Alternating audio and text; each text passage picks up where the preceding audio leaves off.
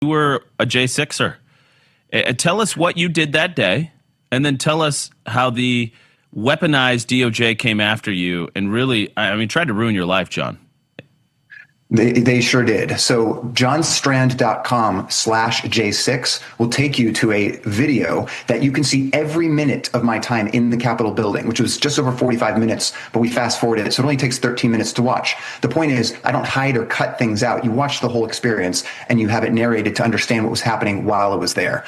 But essentially, as you all know, the 2020 election was rigged, fraudulent, highly untrustworthy, and there were people in the government legitimately trying to challenge that and ask for a forensic audit to prove to the American people what the truth was. And the fact that that was railroaded over was just a travesty for all of us. But Dr. Gold and myself, for America's Frontline Doctors, we were scheduled to be in D.C. as part of a 2-week speaking tour on the East Coast. So we were traveling all over the country. D.C. was just one of those dates for us. And on January 5th, we spoke without any issue. On January 6th, we tried to do our speech, and it went sideways, as we all know.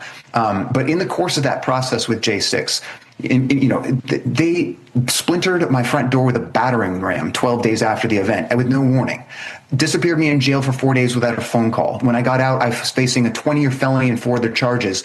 And then they offered me the equivalent of a get-out-of-jail nearly free card, a single misdemeanor plea deal.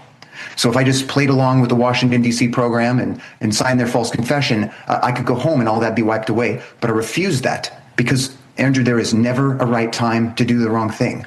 And it was a simple test for me and a simple choice between a lie and the truth, and between doing what I know is right and relying on God to take care of me, or betraying my fellow Americans by taking that easy way out. I refused to do it. That took me through an incredible process of going to trial where I knew I would be fraudulently convicted. But because I didn't take that plea from prison, we were granted cert at the Supreme Court, and I was vindicated by the United States Supreme Court at the same ruling that vindicated President Trump. I was one of only 2 men released 6 months before President Trump was back in office. And ever since then, God has really put it on my heart to do what I can in my way to take back the nation and step back to the front lines. And now we're getting into this space of running for office, which I never would have imagined doing. But God has done so many extraordinary things in our country and in my life. And there's a moment of incredible opportunity. This is not just the midterms. It is the final countdown to decide as a generation and as a nation if we are going to engage with our government. 2026 is our generation's 1776. I really believe that.